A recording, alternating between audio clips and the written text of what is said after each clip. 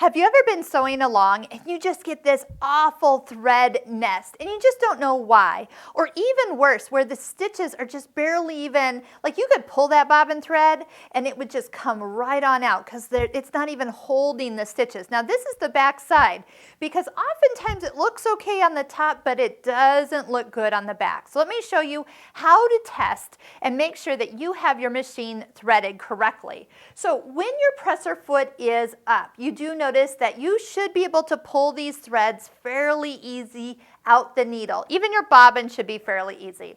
But when you lower the presser foot, it should get tight. Now right now it is not tight. It's just pulling out really, really easy. And if I look up here, I can actually see my thread is not down in the tension discs.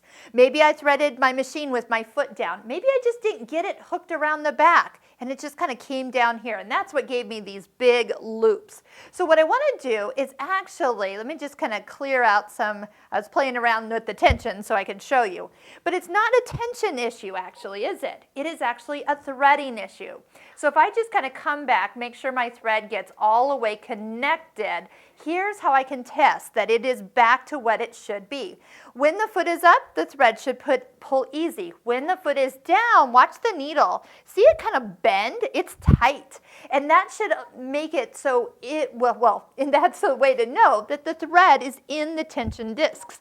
When the foot goes down, the discs close right at the top here and pinches the thread. Makes it so the stitch can be stitched correctly. So now when I sew, it should and will sound the way it's supposed to and not like a freight train. All right, so I can tell I'm all threaded back. But sometimes when people see this, they go digging in their bobbin and think it's a bobbin issue, and it's really not. It's a top threading issue, and actually it's an operator issue. So that means you didn't thread the machine right.